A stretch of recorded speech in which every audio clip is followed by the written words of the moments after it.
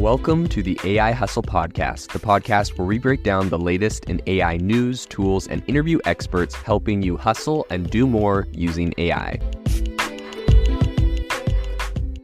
If you've been following the podcast for a while, you'll know that over the last 6 months, I've been working on a stealth AI startup. Of the hundreds of projects I've covered, this is the one that I believe has the greatest potential. So today I'm excited to announce AI Box. AI Box is a no-code AI app building platform paired with the App Store for AI that lets you monetize your AI tools. The platform lets you build apps by linking together AI models like ChatGPT, Midjourney, and 11 Labs. Eventually will integrate with software like Gmail, Trello, and Salesforce, so you can use AI to automate every function in your organization. To get notified when we launch and be one of the first to build on the platform, you can join the waitlist at aibox.ai. The link is in the show notes. We are currently raising a seed round of funding. If you're an investor that is focused on disruptive tech, I'd love to tell you more about the platform. You can reach out to me at jaden@aibox.ai. I'll leave that email in the show notes. There is breaking news in AI today. So recently, on, I believe, 4chan, the parameters and the model weights for GPT-4 were actually leaked. So this is really, really interesting. People have been making commentary. This was posted on Twitter, and subsequently it was deleted by the user, but we have internet archives of that original tweet, which we can break down. And then a lot of people have been making summaries of this, putting it on Reddit and sharing it. Of course, my assumption is that, OpenAI has threatened lawsuits against anyone who's, spreading this confidential information.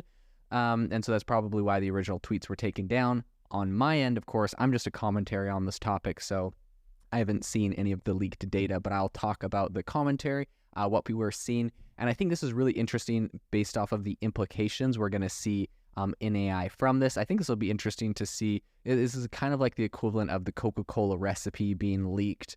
And so I think this is really interesting. It has a lot of stuff about GPT-4 that were kind of speculative that we know a little bit more. Of course, OpenAI hasn't confirmed these, but we have a little bit more insight into how the model works. So today on the podcast, I'm going to be breaking down the GPT-4 model weights that were leaked, what we've learned from them. I'll talk about them in some technical terms at the beginning. If you know a lot about training AI, that will be useful. And, I'll give you the 30-second overview. And then at the same time, I'll also kind of break down what this actually means. So if you are an AI expert and you kind of know what's going on, here's the 30-second overview. Essentially, GPT-4 is reported to have over 1.8 trillion parameters across 120 layers, and it utilizes a mixture of experts, which is MOE, and that's the expert model. It's trained on around 13 trillion tokens and has around 32,000 sequence length.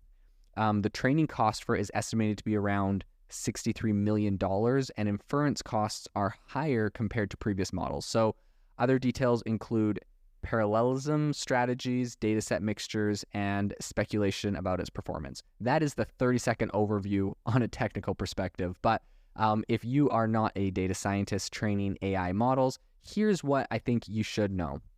First off, the fact that it has 1.8 trillion parameters is really important because this actually passes the size of its predecessor, which is GPT-3, by over 10 times. Because they announced what was in GPT-3, they did not announce what was in GPT-4, and there's a bunch of different reasons for that. There's a little controversy around it, and so it would appear that it's 1.8 trillion, which is pretty insane. So what does that actually mean? Essentially, parameters are kind of like the building blocks of a machine learning model. They define how the model actually makes its predictions.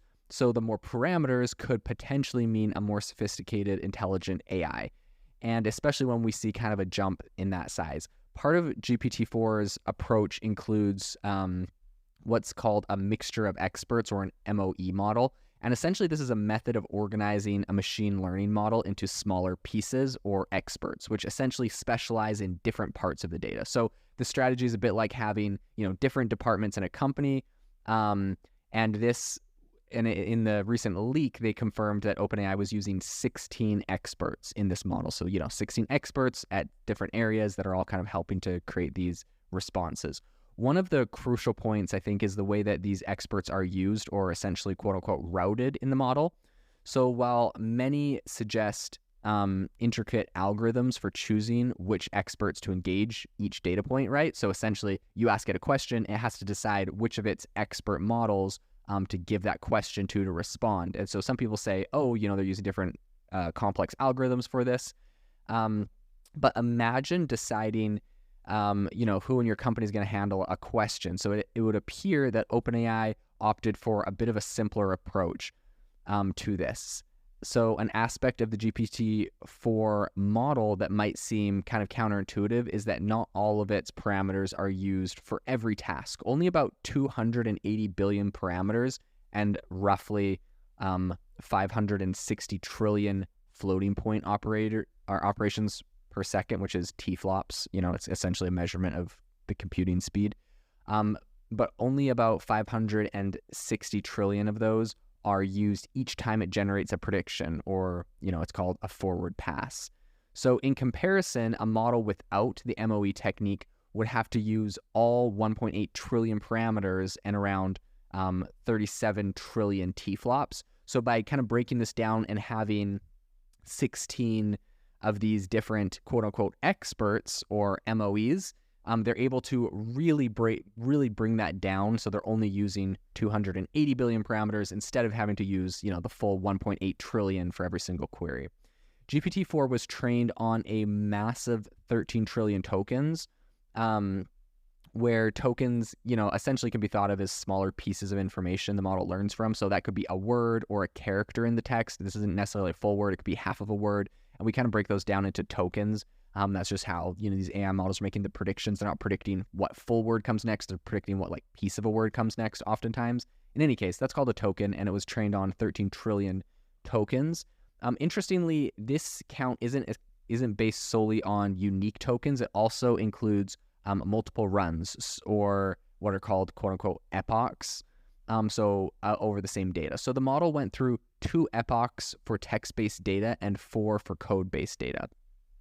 During its training, GPT-4's batch size, or the amount of data it processed at one time, ramped up gradually to a staggering 60 million tokens. So to accommodate this massive operation, OpenAI used advanced parallel processing strategies across multiple high-performance A100 GPUs, similar to dividing a large job between several very fast computers instead of having, one computer try to do it all at once. And the training run for GPT-4 was extensive, operating on 25,000 A100 GPUs for about 3 months. Now, what's interesting is we have companies like Inflection AI who are said to be in the process of acquiring 26,000 GPUs. So it would appear that they're trying to, build something similar and do something very similar to GPT-4. They'll have the manpower, they'll have the compute power once they have acquired that. And so, it's kind of interesting. While this was just recently leaked, it would appear that Inflection is shooting for the exact same amount of GPUs to build out their kind of mammoth AI model. But it was estimated that if conducted in the cloud, the total cost for this run would have been around $63 million. One thing I will say is that this MOE strategy is kind of criticized by some as it can be a little bit tricky. So these MOEs, right, those are the quote unquote experts that you're kind of handing it off to. The problem with using MOEs in an AI model is that during predictions, not every part of the model is used every time. So this can mean that some of the parts of the model remain idle while others are active, and this kind of reduces the overall efficiency. And as part of its design, GPT-4 includes a vision multi-module component, which means that it can actually process both text and visual inputs. Now, this isn't something that, a lot of we're seeing or using or being advertised on, ChatGPT, for example. But the fact is that it is capable of doing this. And this is actually really interesting. This leak just came out because someone recently posted that with ChatGPT's new their new code element that they've just added to it, people have said that it actually has facial recognition in there where it can actually recognize faces if you get an image of a face on there. So that is very, very interesting. It evidently does indeed it is, multi-modular. It does do text and images, which is really interesting. And I think that this part of the model could be used to help autonomous agents, read web pages, transcribe content from images and books. Interestingly, I think there's rumors that some of the data that GPT-4 was trained on came from platforms like Twitter, Reddit, and YouTube, which is, as well as a custom data set as college textbooks. So this wide range of data could potentially make GPT-4 versatile enough to answer questions across a really broad range of topics. So while GPT-4 is undeniably impressive and has taken us a step closer to true AI, its limitations and costs demonstrate that there's still work to be done. However, I do think that with more research and innovation, there's, no telling really where the future of AI is going to take us.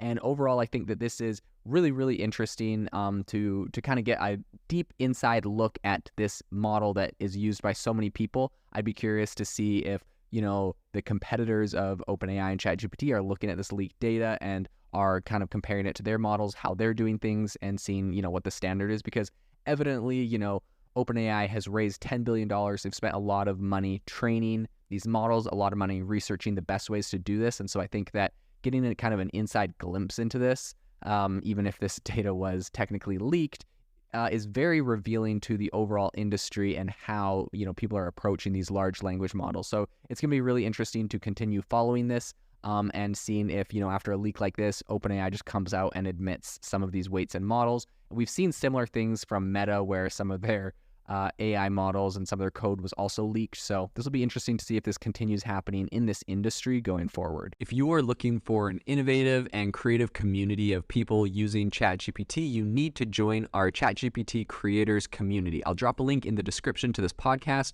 We'd love to see you there, where we share tips and tricks of what is working in ChatGPT. It's a lot easier than a podcast, as you can see screenshots, you can share and comment on things that are currently working. So if this sounds interesting to you, check out the link in the comment. We'd love to have you in the community. Thanks for tuning in to the AI Hustle podcast. If you could do us a massive favor, we would really, really appreciate it if you could leave us a review wherever you get your podcasts. This helps people find the podcast. It helps people know this is a good place to go. And we would really, really appreciate it, as it helps us continue to bring on incredible guests and share incredible content for you to listen to.